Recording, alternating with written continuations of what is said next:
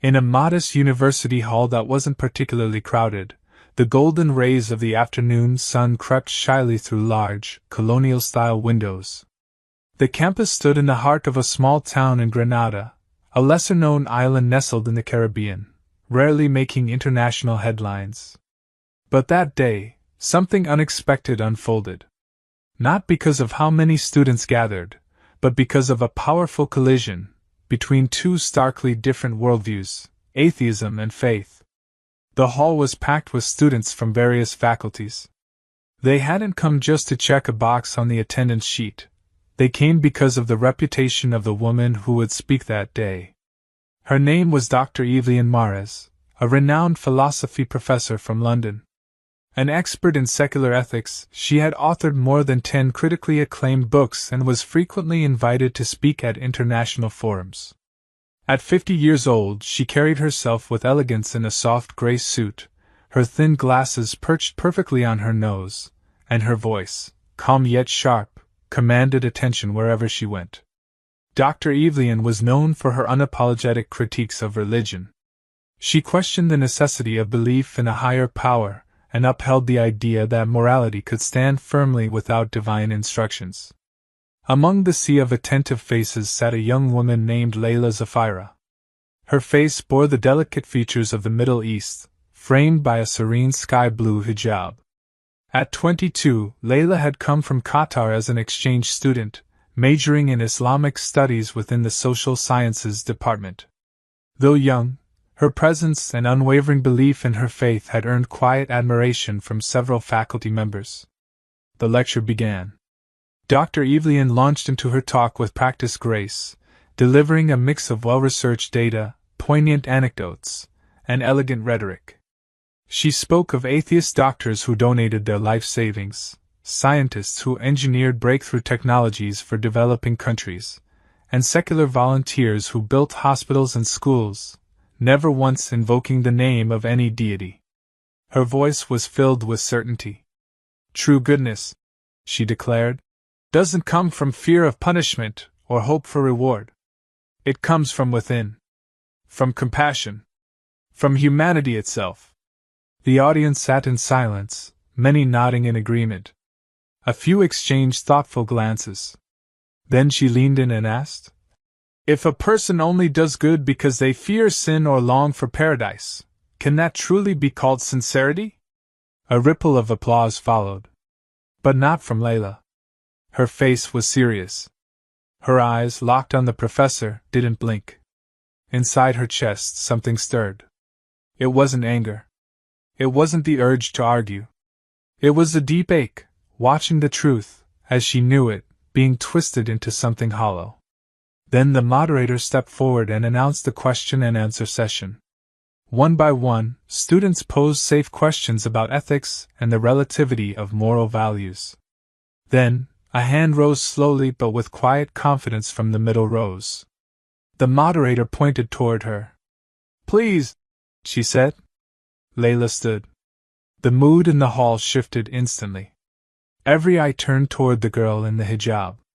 Even Dr. Evelyn appeared slightly intrigued. Layla held the microphone gently and took a deep breath. Her voice, though slightly trembling, rang clear.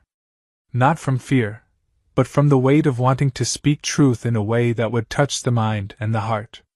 "Dr. Evelyn," Layla began, her tone respectful, "I deeply respect your experience and intellect. But may I ask, is it truly possible to understand sincerity without ever feeling a connection to the one who created us?" A soft murmur passed through the room. Dr. Evelyn raised one eyebrow, intrigued. Layla continued, "Sincerity isn't just about doing good without expecting something in return. It's also about recognizing who we are, where we come from, and to whom all goodness ultimately returns." She paused, holding back tears threatening to surface. "I grew up watching my father, a poor farmer, give food to the hungry, even when we barely had anything for ourselves. One day I asked him, 'Why do we give, Baba, when we ourselves are struggling?' And he replied, 'Because Allah sees us, my daughter. And knowing that makes us feel richer than gold.'" The room grew still. Some students lowered their heads, others just listened, transfixed. Layla's voice, now gentler, wavered with raw honesty. If I'm being honest, goodness done without God may seem noble. But deep down, there's an emptiness. A silence. Because true goodness is not just about the act, but to whom we dedicate that act. Dr. Evelyn didn't respond immediately. Her eyes remained fixed on Layla, as if something unfamiliar had entered her world, something she wasn't prepared for, yet couldn't ignore. A quiet sob came from a student in the back. Others glanced toward Layla, not just as a fellow student, but as a soul who had awakened something in the room that mere logic never could. Layla sat down slowly, her hands trembling. Tears now rolled down her pale cheeks, but her expression was calm, peaceful. And on stage, Dr. Evelyn remained silent. Her gaze wandered to the window, as if the very foundation of belief she'd spent decades building was starting to shift, not from a philosophical argument, but from the quiet light radiating from a soul anchored in faith. The room didn't fall silent. It hung in silence. A stillness thick with questions, unspoken, but powerful. Layla bowed her head, not out of shame, but to steady the emotions within. Meanwhile, Dr. Evelyn, usually swift and articulate, found herself mute. She touched her lips absent-mindedly, her mind far from the podium, the microphone in front of her now utterly useless. The moderator turned to her, waiting for a response. But for the first time in her long public career, this esteemed intellectual chose silence over rebuttal. And that silence said more than any argument ever could. Students began whispering, some typing out emotional messages to friends, others jotting down reflections with hands that trembled. They knew they had just witnessed something profound, something greater than a debate. They had witnessed truths split through the skies of intellect and touched the very soil of the soul. Finally, in a voice barely above a whisper, Dr. Evelyn said, "I need a moment." She placed the microphone down and quietly exited the hall, not hurriedly, but clearly shaken. Not because she had lost the debate, but because, for the first time, she couldn't explain the feeling that had bloomed in her chest after hearing Layla speak. Outside, the sky over the campus had turned cloudy. As if it, too, held secrets longing to be revealed. The next day, Layla thought everything would return to normal. She entered the classroom as usual, opened her notebook, listened to the lecture, and tried to ignore the stream of messages from friends who praised her for her courage. But something had changed. Some of the faculty professors now seemed to observe her more closely than before. One of them, Professor Jorge, a senior lecturer known for his neutrality, asked to speak with her after class. "You made a lot of people reflect yesterday," he said simply. Layla offered a soft smile. She didn't feel like she had achieved anything extraordinary. What she had spoken was not for victory, it was just her belief. And that belief required no applause. But what she didn't expect was what came next. Later that afternoon, she received an invitation from the university rectorate. Not for a reprimand, as some might have feared, but to attend a closed forum, a follow-up to the public discussion. One of the speakers? Dr. Evelyn Mares. The moment Layla read the name, her heart beat faster. Not out of fear, but because she sensed this meeting would not be about debate. It would be the continuation of a deep inner conversation that had quietly begun in the auditorium. The day of the meeting arrived. This time, the venue was different, smaller, more exclusive. Only a handful of professors and a few carefully selected students were invited. Layla sat in the front row, dressed modestly in a soft gray robe and a plain white headscarf. Her face was serene, though the faint lines of anxiety couldn't be entirely hidden. Then the door opened. Dr. Evelyn entered the room. There was no trace of the usual confident smile. Instead, her expression was gentle, reflective, almost vulnerable. When the brief formalities concluded, Evelyn rose and spoke. "Thank you for inviting me back," she began. "Today, I don't want to speak as a professor. I want to speak as a human being. All eyes turned to her. Yesterday, I heard something I never expected, something that shook me, she said. Not because I was defeated in a debate, but because for the first time, I didn't feel like I was being argued with. I felt like I was being asked to come home. The room went still. Even the moderator looked uncertain of how to respond. I've spent 30 years writing about morality. I understand empathy. I've studied altruism. I can define sacrifice with academic precision. But I never truly felt the meaning of charity, not until I heard that young woman speak yesterday. She looked at Layla. I want to ask, Layla, where does your strength come from? Layla met her gaze. Her reply was soft, but unwavering. When we know who created us, and why we live, then our entire life becomes purposeful.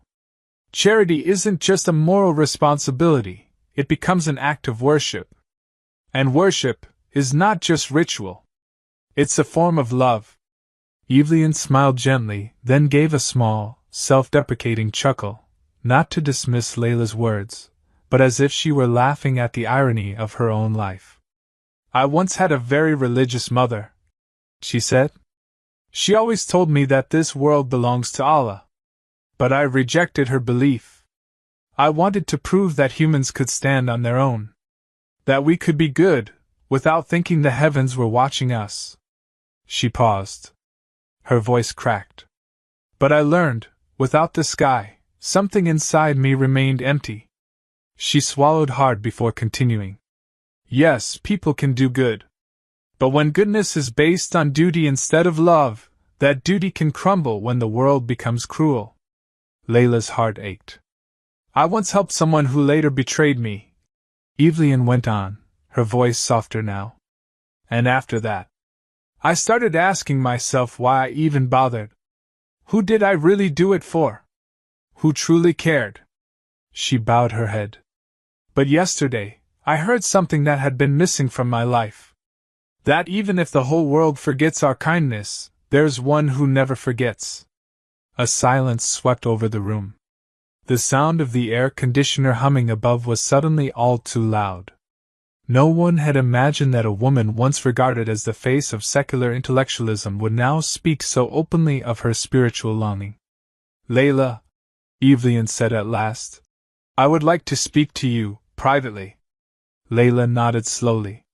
The formal session ended early. But the story was far from over. Later that day, the two women strolled together through a quiet corner of the campus park. The trees swayed gently in the afternoon breeze. They sat down on a wooden bench near the artificial lake, where the water mirrored the soft clouds above. If I want to learn about Islam, Evelyn asked, her voice fragile, almost like a lost child, where do I begin? Layla smiled. Not with triumph, but with tenderness. Her smile came from the depths of compassion. Begin from your own heart, she said. Because Islam is not about memorizing lines. It's about discovering who you are, and who created you. Evelyn took a deep breath. Tears welled up in her eyes, but this time, she didn't wipe them away.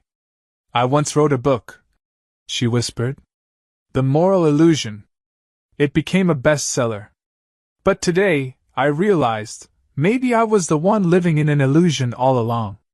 Layla lowered her gaze, tears quietly brimming in her eyes too. Then Evelyn asked the question that had haunted her for years. Do you think Allah would still accept someone like me? Someone who spent half her life denying him? Layla gently took Evelyn's hand. Her voice was steady, her words pure. Allah is closer to us than our jugular vein. It's never too late.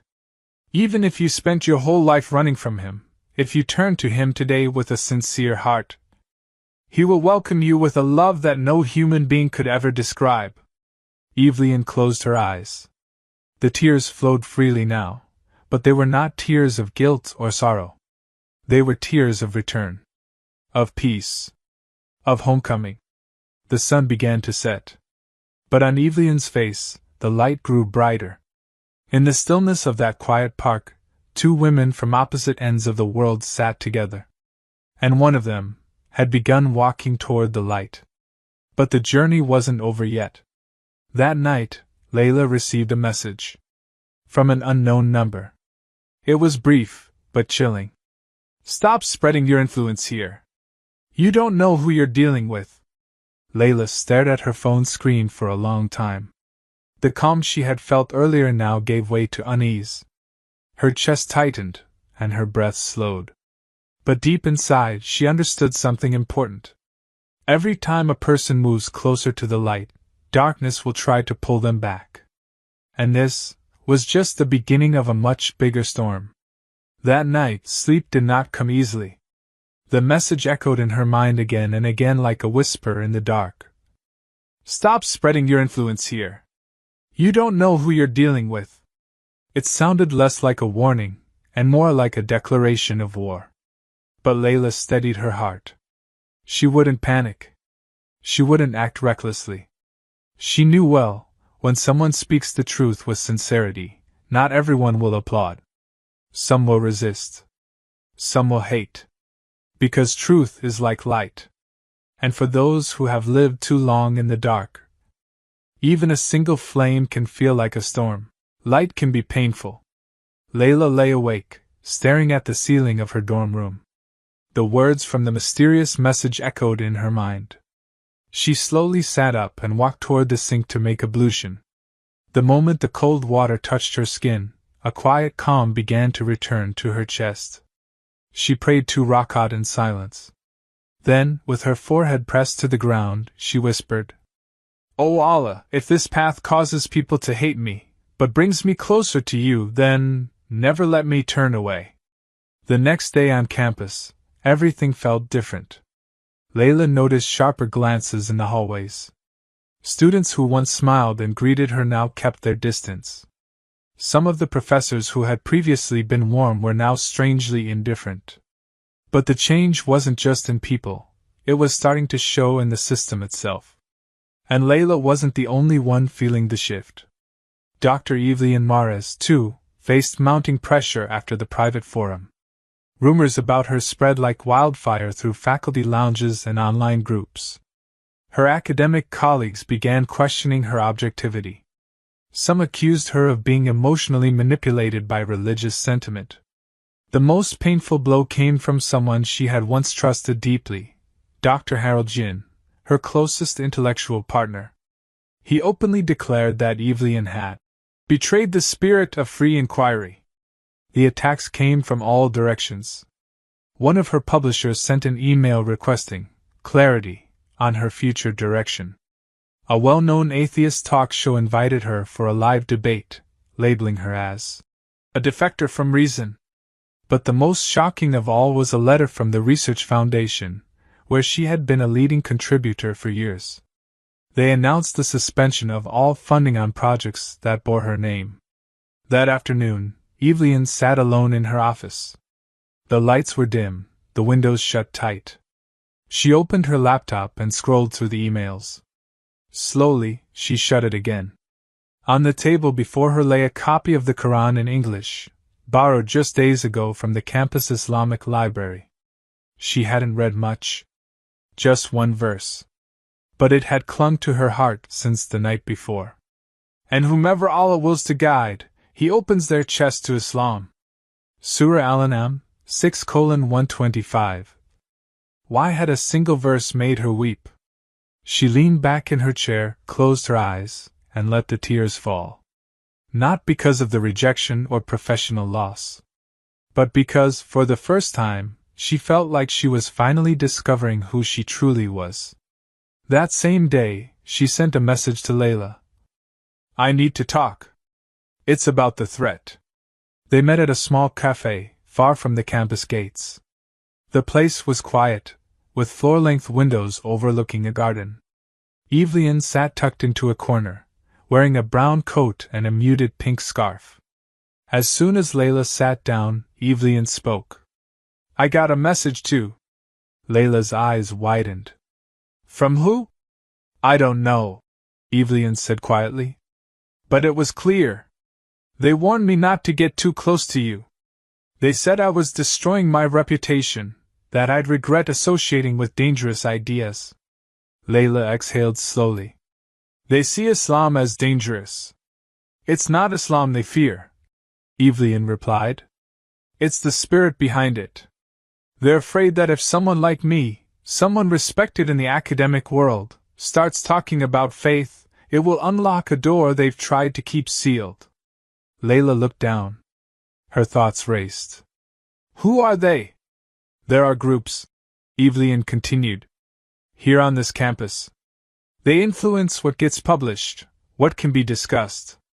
Some are faculty, others are donors. They allow religious discussions, as long as they don't reach the essence of Tawhid, the oneness of God. Layla met her eyes. And now we've touched it. Evelyn nodded. I don't regret it, she said. But I know we've drawn attention. And not the good kind. Their eyes met again, and in that quiet, mutual understanding passed between them. No more words were needed. They both knew now, this wasn't just about ideas. It was about power, influence, and resistance. 2 weeks later, the tension escalated. Layla was summoned to the dean's office. Inside, 2 strangers awaited her, a man and a woman. They introduced themselves as members of the university's Ethics and Policy Committee. We've received a report, said the woman, her eyes sharp behind square glasses, that you've been engaging in activities that risk disrupting the neutrality of this institution. Layla frowned. What do you mean? You've been steering academic discussions into religious preaching, the man added. You've publicly emphasized personal religious beliefs in what should be a secular environment. That's a breach of conduct. Layla fought to remain composed. I've only answered questions. I've never forced anyone to believe what I believe. Regardless, said the woman, some students and staff feel uncomfortable. Some believe you are swaying public opinion on campus. That's not something we can overlook. Layla looked down momentarily, then met their eyes. So because I am a Muslim woman who speaks, I am considered a threat? The room tensed. We're only following university policy, the man replied flatly. If you've done nothing wrong, you have nothing to worry about. Layla walked out with her heart pounding, her chest tight. But her steps were steady. She knew this was no longer about religion or philosophy. It was about her right to exist, as a Muslim woman with a voice, in a space that claimed to uphold freedom of thought. Meanwhile, Evelyn received word that one of her new papers had been rejected by a prestigious international journal. The same journal that had always accepted her work. The reason? Too many spiritual references, irrelevant, they said, to the scientific method. But it's about existential psychology, she muttered, rereading her manuscript. But deep down she knew. The rejection wasn't about the paper, it was about the author. Her name was now tinted with suspicion, branded as a scholar leaning toward Islamic spirituality. Day by day, the pressure mounted. But so did her conviction. Layla, she told her one day, I want to study with a real scholar. I want to read the Qur'an, not just in English. I want to understand what gives you your strength. Layla made a call. Soon, she introduced Evelyn to Ustaza Karema, an elderly woman from the local Muslim community. Gentle, wise, and deeply rooted in the Qur'an. Their first session broke Evelyn's heart wide open. Not because of anything dramatic, but because, as Ustaza Karema softly recited the verse about Allah knowing what lies within a person's heart, Evelyn felt as if her entire life, every denial, every pain, had been placed in front of a divine mirror. From that day forward, she began to study weekly. She learned the concept of Tawhid, the oneness of God. She began to understand that Islam wasn't just a religion. It was a complete worldview, a life system, a compass pointing home.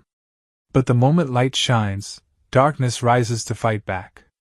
One night, Layla discovered that her university email had been hacked. All her saved notes, private Islamic discussion materials, and study guides had been leaked across student forums. But they weren't shared neutrally. They were twisted, framed as dangerous. Some accused her of radicalizing students. Articles started appearing in student blogs and campus papers. One headline read, "Is Layla turning our campus into a madrasa?" It hit hard. But Layla didn't run. That night, she stood in prayer again, her forehead on the prayer mat, tears soaking the cloth. And she whispered, "O Allah, don't let me give up. If I must walk alone, let me walk alone. But please, don't take the light from my heart." The next morning, Layla stood before the student forum, a microphone in her hand and her voice clear and strong. "If expressing my beliefs is considered a threat," she said, pausing as the room fell silent, "then I ask you all, is this campus still a place for free thinking, or only a stage for voices filtered by fear?" She turned to the faculty seated at the back. "I'm not trying to turn this campus into a mosque. I only want the right to be honest about who I am. And if this university claims to celebrate all ideas, then my faith deserves the same space to speak." Applause erupted, some stood, some cried. But behind the enthusiastic crowd, a man in a black shirt stood calmly, recording the entire speech.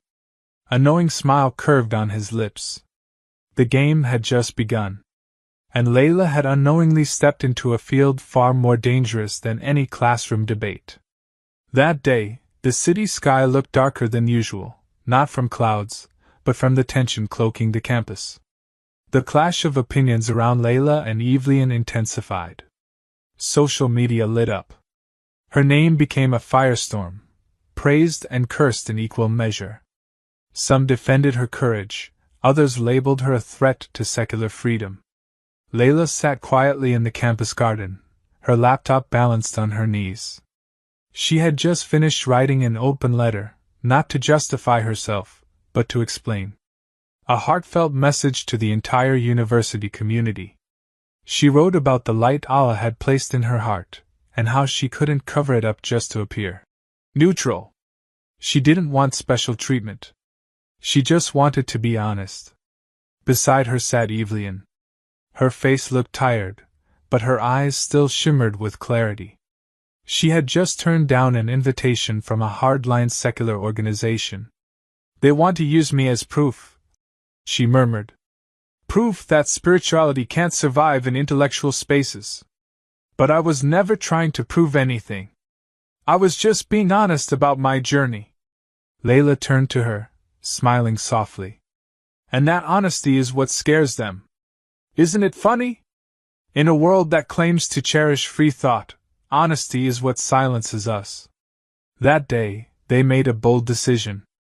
Evelyn would declare her conversion to Islam publicly.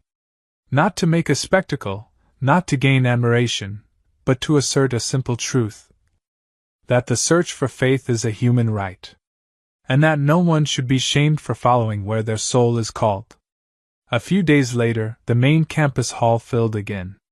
Professors, students, and media gathered, not for debate, not for division, but to witness a moment that would ripple through hearts and history.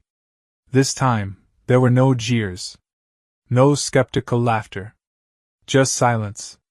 Respectful, expectant silence. Dr. Evelyn Carter, once a leading voice in secular philosophy, stood on the podium. She wore a modest ivory-white dress. Beside her stood Ustaza Karima and Layla. Dozens of campus media cameras were aimed at her, recording every second. She began, her voice steady. "I didn't come here to be a symbol. I'm not here to become anyone's pawn. I stand before you not as a professor, but as a human being, who has spent a lifetime searching for meaning." She paused, letting her gaze sweep across the room. "For years I lectured on existentialism, on the loneliness of modern man, on the hunger for meaning in a world that moves too fast and speaks too loud. But none of those theories ever answered the emptiness I carried in my chest." Her voice began to quiver.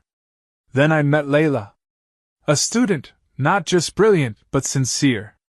She never judged me, never preached. She just lived what she believed. And in that quiet sincerity, I saw the light of faith. Tears ran down Evelyn's cheeks. She didn't wipe them. She let them fall, alongside her words. Today, I say the Shahida, not because I'm giving up thought, but because I've finally come to the truth. I believe there is no God but Allah, and Muhammad is his messenger. I don't feel defeated. I feel like I've finally won. The room held its breath. And then, softly, people wept. No cheers. Just tears. Some bowed their heads. Some stood silently. A few stared at Evelyn with awe. In the back of the hall, a hijabi student from the Middle East cried openly. She whispered between sobs, "May Allah bless you, Professor." From that moment, a transformation began. The campus, once rigid and suspicious, began to soften. Students launched a petition to review the so-called neutrality policy that had been used to silence religious voices. Dialogues reopened. Forums expanded. Discussions shifted to broader themes, spiritual justice and academic spaces. Layla continued her studies, but now with greater influence. She was no longer seen as a fringe voice. In fact, many new students came to her, curious about Islam, about inner peace, about the serenity of prayer. Meanwhile, Evelyn took a bold step. She applied for a year-long academic leave. Not to escape, but to dive deeper. She studied the Qur'an, not just translations, but in Arabic. She joined halakas, visited Muslim communities in small towns and big cities. She began to see the world with fresh eyes, like someone reborn. And during that year she wrote. Not academic articles or rigid philosophy, but a personal journal, about her inner war, her spiritual hunger, and the light that finally found her. That journal became a book. Fight in the Midst of Reason. It quickly became a bestseller. But not because of controversy, because of authenticity. It wasn't a book of religious preaching. It was a human story. And even non-Muslim readers said it changed the way they looked at life. 1 year later, Layla stood before thousands of incoming students at a campus orientation ceremony. She was no longer just a student. Now, she was an assistant lecturer in modern Islamic thought. She wore a soft light blue robe and a white headscarf. Her smile was gentle, but her eyes were fierce with purpose. "We've all come to this campus with one goal," she said. "To seek knowledge. But remember, true knowledge is not only that which sharpens the mind, but also that which softens the heart." She paused. "Don't be afraid to ask about life's deeper meanings. Don't be ashamed to question. And above all, don't ever feel alone in your search. Because light always finds the one who seeks it sincerely." Applause echoed across the hall. But for Layla, this wasn't a victory. It was the beginning. A new journey, to be a light for others. To share truth, without losing herself. And so, this story ends where most journeys begin. With the truth. That in a world of pressure, judgment, and noise, there will always be souls who choose the silent path. The honest path. The path not of perfection, but of courage. Layla and Evelyn are not saints. They are ordinary people. People who were wounded, mocked, marginalized. But it was in the depth of those wounds that they found strength. In the middle of the darkness, they found light. And their journey leaves behind a message. In the search for meaning, you don't need perfection. You only need the courage to be honest with your heart. Because it is there, in the quiet of the soul, that God meets His servant, with tenderness and love. So, to those of you searching for answers, you may not find the path right away. But if your heart remains sincere, and your steps remain humble, the light will come. Maybe not today, but surely, someday. Because no soul that sincerely seeks truth is ever left lost forever. And if this story touched your heart, don't keep it to yourself. Share it with those you love, so the light can continue to spread. Until we meet again, on another journey. Here, with us, on the legacy of Islam, where stories meet meaning. Welcome, dear friends, to a story unlike any other. A true account of a young woman whose calm voice stirred a nation, and whose gentle presence lit a fire of reflection in the hearts of many. This isn't just a tale of debate, it's about courage, conviction, and a moment that turned a Canadian television studio into a chamber of spiritual awakening. Her name was Aliyah Morin, a 22-year-old Muslim girl born and raised in Toronto. With a serene face, soft demeanor, and quiet presence, Aliyah didn't look like someone who could silence a room with a sentence. But what no one could see was the ocean of knowledge and wisdom hidden within her heart. Aliyah had memorized the entire 30 juz of the Qur'an, and had just graduated with honors in psychology from McGill University. That Friday night, she was invited to be a guest on a nationally broadcast talk show. The host? None other than Evelyn Sanders, a household name in Canadian journalism. Evelyn, 42, wasn't just famous, she was feared in media circles. Holding a PhD in communications from the Université de Montréal, she was sharp, articulate, and unapologetically secular. Her talk show was known for dissecting uncomfortable societal topics, often turning religious beliefs into heated debates. The theme that night: belief in the modern era, is faith still relevant? As the cameras rolled and the lights bathed the sleek, modern studio, the atmosphere seemed calm. The audience, made up of intellectuals, skeptics, and university students, sat waiting. Evelyn leaned forward and turned to her guest. Aliyah, she began, her tone calm but pointed. You graduated from one of the top universities in Canada. You live in a free, modern society, yet you still choose to wear the hijab, and not just that. You've memorized an ancient book in its entirety. Don't you think that's a bit outdated for today's generation? The question was sharp, like a blade wrapped in silk. The studio fell silent. Aliyah looked up, her eyes steady, her expression unchanged. She smiled gently, almost as if she'd been waiting for that moment all her life. An interesting question, Dr. Evelyn, she said softly. But allow me to ask you something in return. Does freedom of thought mean rejecting all truths that come from God? There was a shift in the room. The silence deepened. Evelyn blinked, clearly not expecting a counter-question so poised, so calm. She nodded, intrigued. Please explain, she said. And so Aliyah began, not with statistics or historical references, but with her story.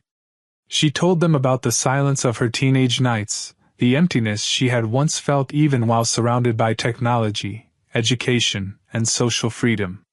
About how she would stare at the ceiling at 2 a.m. asking, "Who am I? Why am I alive?" She shared how she turned to books, Western philosophy, psychology, even nihilism, until one day she truly opened the Qur'an.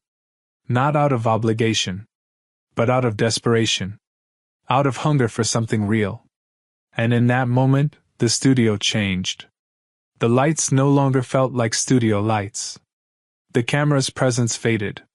The audience leaned in, their expressions softening.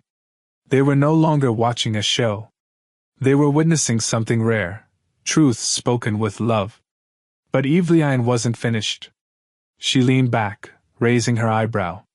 How can a book revealed 1,400 years ago be relevant today?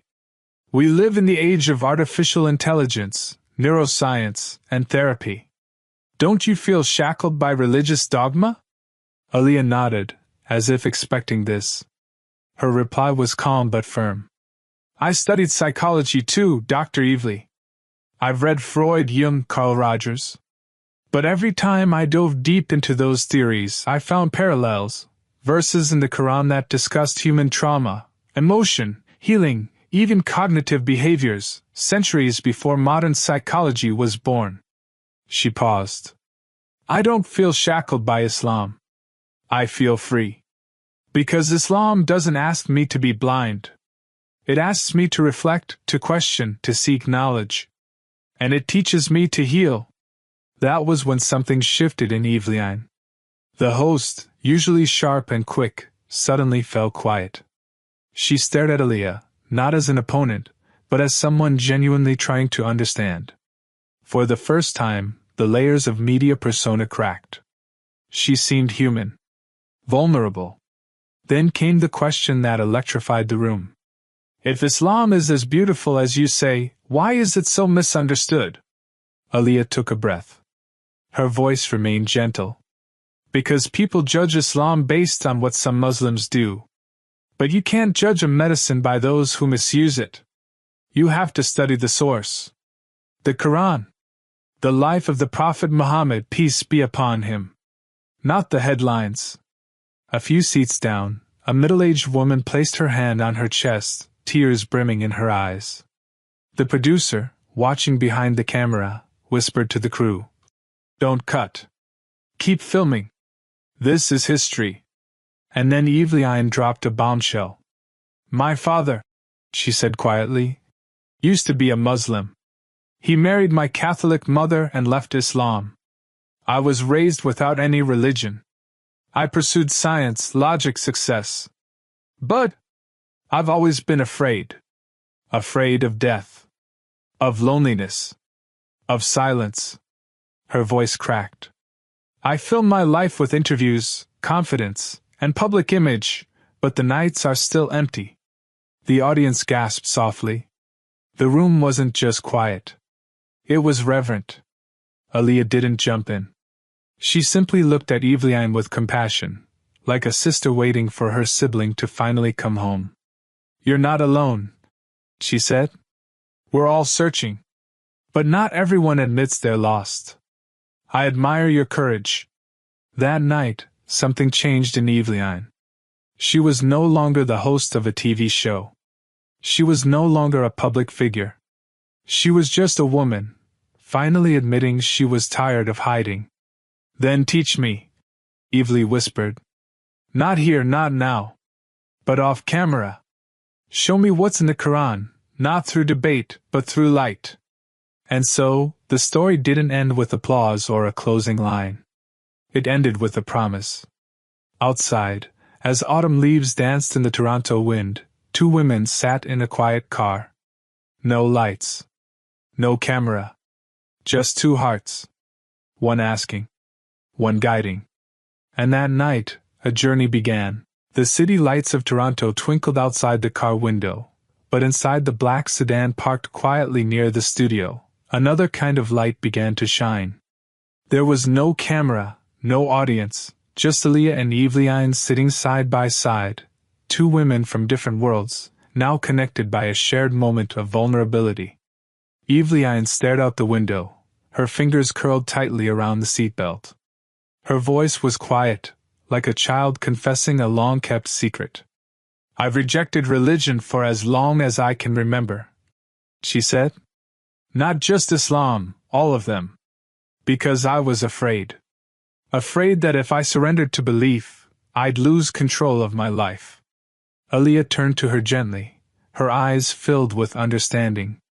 I understand, she said. I used to be afraid too. Afraid that faith meant losing my identity. But I discovered the opposite. Islam didn't erase me. It helped me meet my true self. A soft silence fell over them. Then, Eveline's eyes dropped to the small dark green Qur'an in Aliyah's hands. Can you read something? She asked hesitantly. Aliyah nodded. She didn't choose a verse randomly. Her fingers moved instinctively, guided by her heart. She opened the muse half to the middle and recited, her voice soft and melodious. Those who believe, and whose hearts find peace in the remembrance of Allah, truly it is in the remembrance of Allah that hearts find peace. Qur'an, Surah Ar-Raid, 28. When she finished, Eveline didn't speak. A single tear traced a path down her cheek, falling silently to her lap. There were no sobs, no trembling. Just a stillness that came when something deep within finally found its echo. I don't know why, Eveline whispered. But that verse, it felt like it was written just for me. Aliyah gently closed the Qur'an. Because Allah knew you needed it tonight. I didn't choose the verse. My heart just led me there. Evelyn nodded slowly. She wasn't sure where all this would lead. She only knew that her heart had heard something it had long been longing for. But I still have doubts, she said. I can't just believe overnight. What if I'm being emotional? What if this is just a moment of weakness? Aliyah smiled. That's okay. Islam doesn't ask for instant belief. It asks for sincerity. And if you sincerely seek, Allah will guide you. Your questions aren't a problem. But silence and confusion, that's what hurts the heart. They sat there for nearly 2 hours. No preaching, no arguments, just honest conversation. Evelyn opened up about her childhood. About her father, who used to quietly pray in the basement, a worn-out prayer mat hidden in a cupboard. She remembered faint echoes of the adhan from his phone at sunset. Little things she had buried deep in her memory. My father died when I was 16, Evelyn said softly. And after that, it felt like the roots of my life were ripped out. Aliyah reached for her hand gently. Maybe tonight your soul is being watered again. The next few days passed quietly, but meaningfully. Evelyn invited Aliyah to her apartment, an elegant space filled with books on philosophy, communication, and psychology. Yet, strangely, there was no holy book on the shelves. Just a large, empty space between rows of Western thinkers. As they sipped warm tea, Evelyn said, There's one question that has always held me back. What is it? Aliyah asked. I've been abandoned by so many people in my life. Friends, family, colleagues. Every time I believe in someone, they walk away. How can I believe in a God I cannot see, if I can't even trust people I do see? Aliyah didn't answer immediately. She looked at her with sincerity. That pain you carry, it's not small. But God is not like people. He doesn't leave. He doesn't die. He doesn't change his mind. But you've seen God through the wounds people left behind. And God is nothing like those who hurt you. The words landed like balm on a wound. But Evelyn's heart still wrestled. Then why does he allow pain? She asked. Her voice suddenly rose. Why do children in Gaza die? Why are women raped in war zones? If he's so loving, then where is his love? Aliyah inhaled deeply. The question was heavy. She had heard it many times, but hearing it from Evelyn's mouth, someone raw, someone searching, it felt heavier. This world, she said slowly, is not heaven, Evelyn. This is a place of tests, for those who suffer and those who witness the suffering. God doesn't judge us by the tragedies we face, but by how we respond. Evil exists because this is a world of choices. And without choices, there is no meaning in faith, no beauty in goodness. Evelyn fell silent. Her breathing was deep, her mind spinning. She didn't speak much after that. But when Aliyah stood to leave, she softly said, I want to try reading the Qur'an, not just in English. I want to learn the Arabic letters too. Aliyah's eyes sparkled. Of course, she said. I'll teach you. And so a new chapter began. Each day, Evelyn practiced.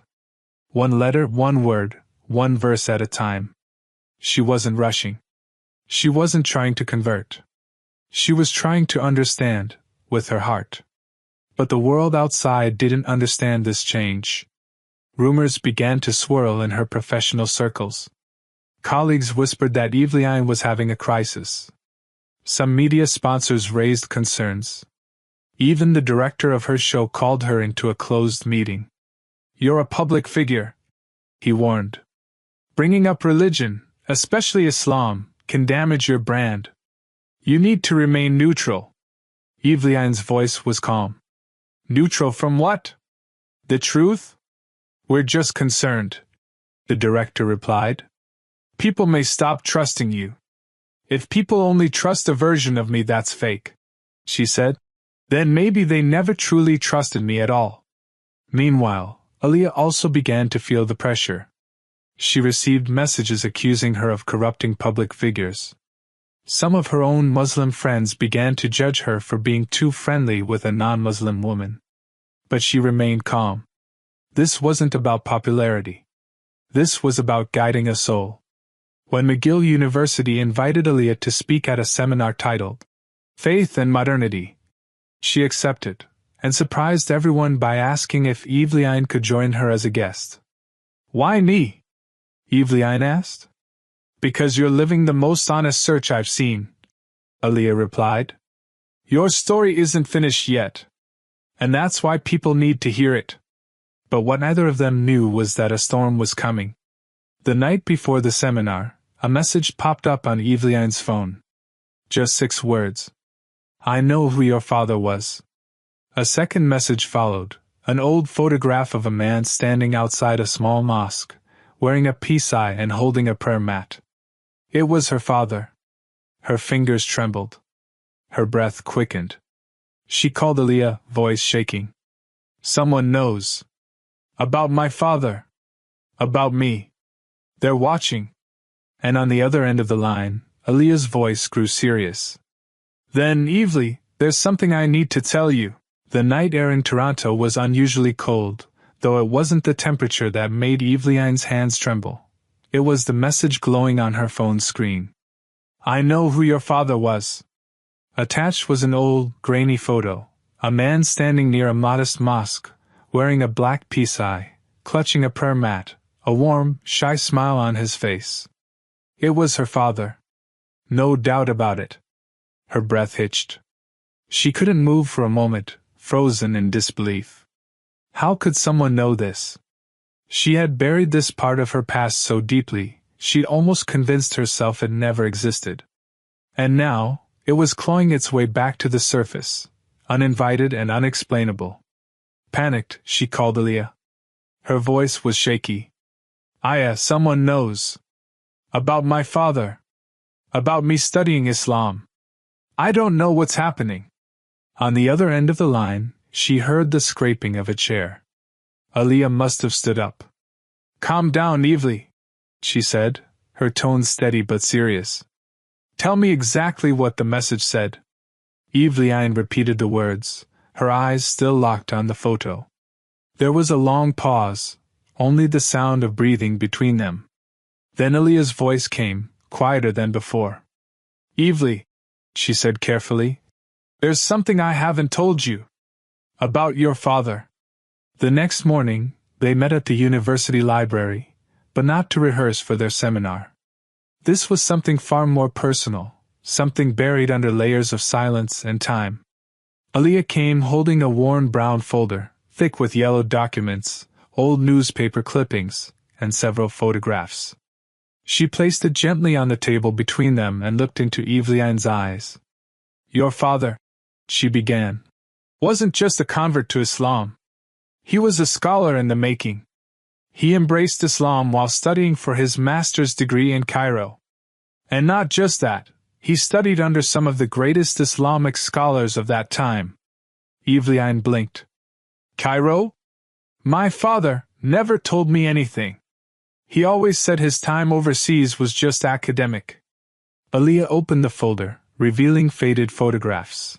A young man standing inside Al-Azhar University, scribbling notes during a lecture, smiling in the courtyard beside a group of Middle Eastern students. "This is him," Aliyah confirmed. "Your father and my uncle were close friends. That's how I found out. As a child, I heard your father's name mentioned at family gatherings, but I didn't connect the dots until recently." Evelyn sat motionless. Her entire body felt hollow. "Why didn't he tell me? Why did he hide this from us?" Aliyah sighed. "Because he was being watched when he returned to Canada. Some believed he brought back a dangerous ideology, even though he never preached it publicly. The pressure, the threats, it broke him. He stayed quiet to protect your family. He didn't want to endanger your lives." Evelyn felt the world tilt. All her life, she'd been searching for identity, through science, through intellect, through performance.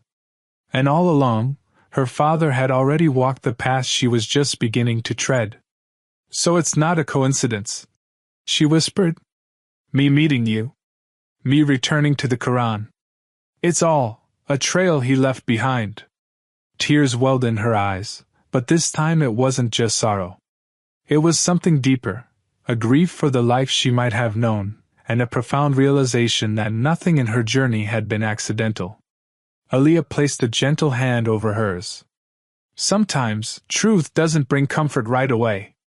But it does bring clarity. And that's when we start becoming whole. The next day, the seminar went on as planned. The auditorium buzzed with excitement. Professors, students, even journalists had come to hear the talk titled, Faith in a Fast-Paced World. Only Aliyah stood on stage. Eveline sat in the back, dressed in a black blazer and a simple scarf. She didn't feel ready to speak, not today. But she was there, quietly absorbing every word. Aliyah spoke not with fire, but with conviction. She talked about the misconception that faith and intellect were enemies, about how belief wasn't a retreat from logic but a step into deeper understanding. She didn't mention Eveline by name. But each sentence was a silent letter addressed to her. And at the end of the session, a professor approached Eveline. You were supposed to speak today, weren't you? He asked kindly. Eveline offered a thin smile. Maybe not today. I'm still learning. The professor nodded thoughtfully. Keep learning. Because sometimes, the search is more important than the answer. That night, however, the real storm arrived. At 11 p.m., Eveline received an official email from the editorial board of the media company she worked for. We've received reports of your involvement in unsanctioned religious activities.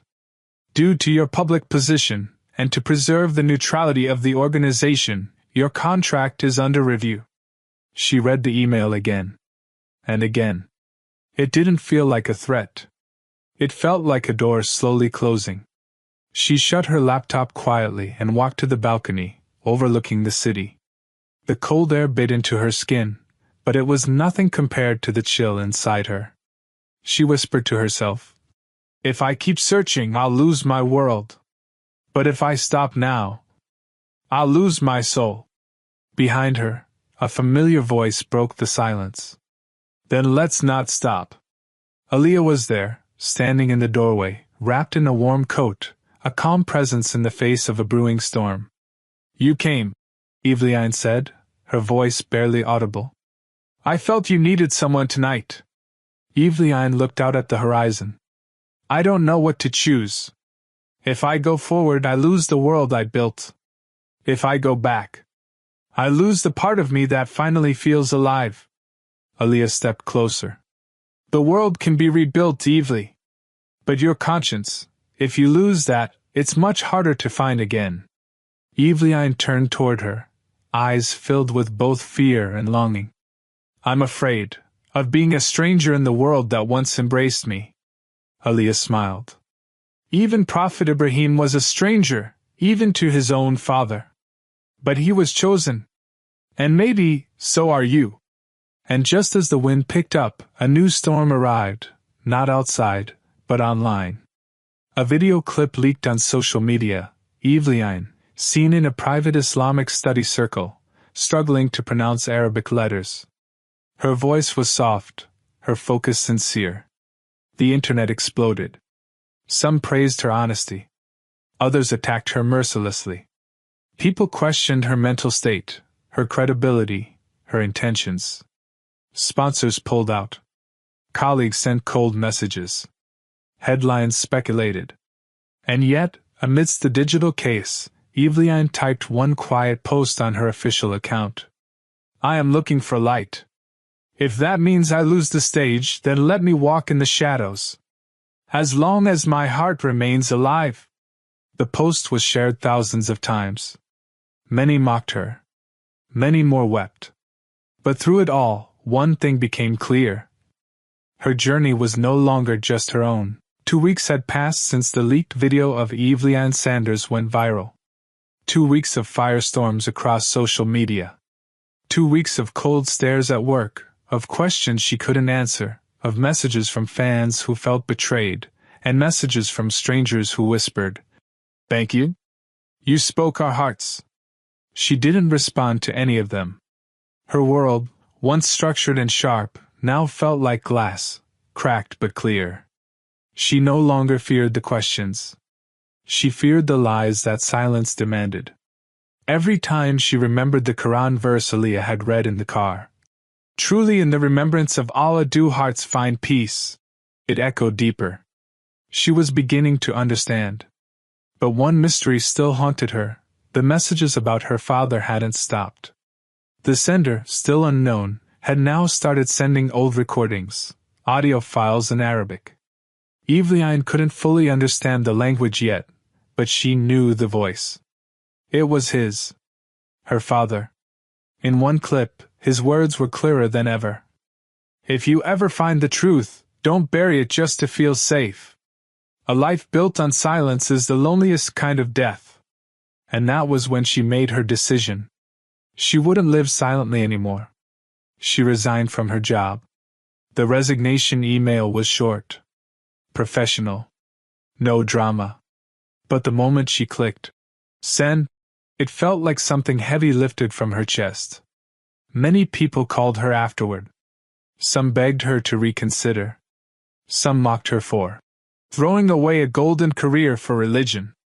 Some asked, "Can't you just be spiritual without changing your whole life?" But Evelyn knew now, real faith doesn't allow you to live halfway. It wasn't about changing everything. It was about finally being whole. She immersed herself in studying Islam, quietly, sincerely. She joined online classes with female teachers from around the world. She began memorizing short surahs, slowly learning tajwid. And one night, while reciting Surah Al-Fatiha with perfect makhraj for the first time, she cried uncontrollably. She wasn't reading a book. She was meeting her Creator. Time folded. Her days felt richer, even without the spotlights and applause. She no longer felt empty. She felt rebuilt, word by word, verse by verse. Then one afternoon, an email arrived. It was from an elderly woman in Egypt, who claimed to be the sister of her father's former teacher. "Your father left something behind here," the email said. "Something meant only for you, if you chose to follow his path." At first, Evelyn hesitated. Was this real? Was it safe? But Aliyah encouraged her gently. "Maybe this isn't just a trip," she said. "Maybe it's the chapter you were always meant to write." And so, Evelyn flew to Cairo. The journey wasn't just geographical, it was emotional. With every mile between her and Toronto, she felt herself moving further from who she had been and closer to who she was meant to become. The Cairo air was warm and thick with stories. She arrived at a modest home in an old part of the city, where the woman greeted her with a hug that felt like home. "You have his eyes," she whispered. The woman led her through the narrow halls of the house to a small, quiet room. At the end stood an old wooden cupboard, locked and untouched for years. The woman handed Evelyn a silver key, worn smooth by time. "Your father said," she told her, "that if his child ever comes searching, this key belongs to them." Evelyn's hands trembled as she turned the lock. Inside the cupboard were several items wrapped in linen. She opened them one by one. An old prayer mat, faded and soft. Photographs of her father teaching in a mosque. A handwritten note in Arabic. And a small wooden box sealed with tape. She opened the box. Inside was a long letter in English, addressed to her. "Dear daughter Evelyn." Her breath caught in her throat. She sank to the floor, tears already slipping down her cheeks as she unfolded the letter. Her father wrote of his days in Cairo, of the books that opened his mind and the verses that changed his soul. He wrote about the joy of finding Islam, and the sorrow of hiding it. "I wanted to tell you and your mother," he wrote, "but the world was too harsh. I chose safety. I regret that." He described how he had kept his Qur'an beneath the cupboard, how he'd played the adhan softly from his phone at Maghrib time just to feel something familiar. I died with a heavy heart, the letter said. Not because I doubted Islam, but because I left you without it.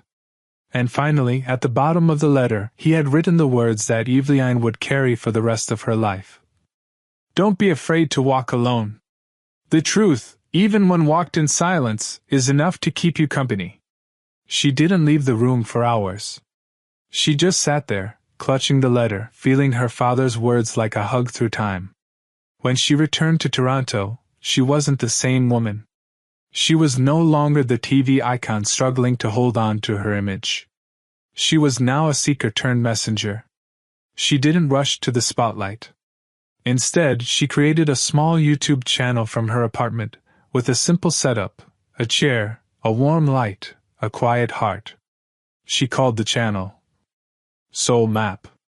Not because she claimed to have all the answers, but because she wanted to share the compass that had guided her out of darkness. She didn't preach. She didn't argue. She just told stories. About the questions no one dared ask. About the loneliness behind public success.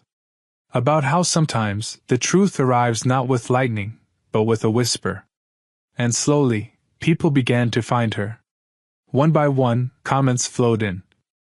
I felt the same emptiness. Your voice feels like healing. I haven't converted, but I've started reading the Qur'an. Her channel didn't go viral. It grew quietly, like a seed watered in secret. But the stories touched people who were also walking, searching, trying to listen. A year later, something unexpected happened. TEDx Toronto invited her to speak. She stood on the stage that once felt like it had exiled her, not as a celebrity, not as a journalist, but as a woman who had walked away from the world to protect her soul. She spoke simply. I used to think identity was a mask, something to wear until people liked you. But identity is not a costume. It's light. And you only see it when you dare to be honest with yourself. And then she said what only someone who had lost everything could say. The truth may make you lose the stage. But it gives you something greater, serenity. And that serenity is worth everything.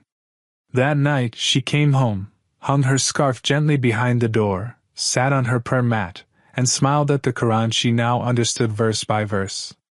She wasn't chasing love or fame anymore. She was chasing light. And this light had finally led her home. Toronto's skies were overcast that afternoon, as if nature itself was holding its breath. It had been 1 year since Eveline Sanders left the stage, the headlines, and the spotlight. 1 year since she turned her back on fame to follow a path far more uncertain, but infinitely more real. Her YouTube channel Soul Map continued to grow slowly. Quietly. Not in numbers, but in impact. Each video touched hearts. Each word spoken came from a place of reflection. She was no longer trying to be someone. She was finally being herself. But one part of her journey still lingered unresolved. The secret of her father's past, the mystery that had led her to Cairo, the letter that had changed her life, was not yet known to anyone outside her circle. And somehow, she knew this final piece needed to be faced head-on. That's when it happened. A private message arrived from a woman claiming to be a distant relative, someone who had once known her father before he married Eveline's Catholic mother. She had kept something. A final audio recording. A message never delivered. When Eveline opened the file, the sound was old and crackly, but clear enough to make her freeze. My dear Eveline, if this ever reaches you, it means you've found something I was too afraid to share. I always hoped, even if I failed to guide you, that Allah would. You may be walking alone now, but know that I am walking with you, in every verse you read, in every prostration you make. Forgive me for my silence. May your courage redeem mine. That night, Eveline sat on her prayer mat for a long time. No tears. Just stillness. She realized then that some stories aren't meant to be carried in secret. Some stories must be spoken, not for attention, but for truth. For closure. For healing. And so, with Aliyah by her side, she made the most important decision of her life. To publicly embrace Islam. Not in front of a crowd. Not on a live show. But in a small, quiet masjid on the outskirts of the city, with only a few close friends, 2 witnesses, and a heart ready to surrender. The air inside the masjid was peaceful. A softness surrounded her like a blanket. She stepped forward, nervous but calm. The Imam smiled warmly and held out the microphone. Aliyah stood beside her, holding her hand. "Are you ready?" Evelyn nodded. Her eyes glistened, but her voice was clear. "Ashhadu an la ilaha illallah. Wa ashhadu anna Muhammadar Rasulullah." The declaration echoed gently off the walls. And just like that, the woman who once ruled Canadian media with her sharp tongue had now declared, before angels and men, that her heart belonged to something far greater than applause, to Allah. Tears streamed down her face. Aliyah embraced her tightly, whispering, "Welcome home, sister." After the prayer, Evelyn sat quietly with her Qur'an. The same mushaf Aliyah had gifted her on their first night in the car. She kissed it gently and whispered, "You found me when I couldn't find myself." But as with all journeys of light, darkness wasn't far behind. The media storm hit harder than ever. Tabloids speculated. Former colleagues wrote scathing op-eds. Headlines screamed. From prime time to prostration, what happened to Evelyn Sanders? Journalist or jihadi? How a Canadian icon fell into the hands of religious extremism. The accusations were painful, and at times, deeply personal. Some people who had once called her a role model now labeled her a traitor. Doors continued to close. Invitations disappeared. Even friendships vanished without explanation. But Evelyn no longer feared rejection. Because she had already found acceptance, from the only one that truly mattered. "I didn't lose anything," she told Aliyah one night, while sipping tea by the window. "I just made space for something better." Her mother, though initially silent and distant, began to soften. Slowly. Quietly. She began asking questions. One evening, while flipping through her husband's old photo album, she whispered, "Maybe I never really knew the man I loved." Evelyn held her hand and said, "Maybe now, we can know him together." She didn't push. She just loved her. And sometimes, love is the greatest dawah of all. Months passed. One spring evening, Evelyn stood once again on a stage, not in a TV studio, but at a women's interfaith conference. She wore a modest navy dress and a soft cream hijab. Her speech was simple, humble. "Faith doesn't erase your scars. It teaches you to wear them with grace. I used to seek applause.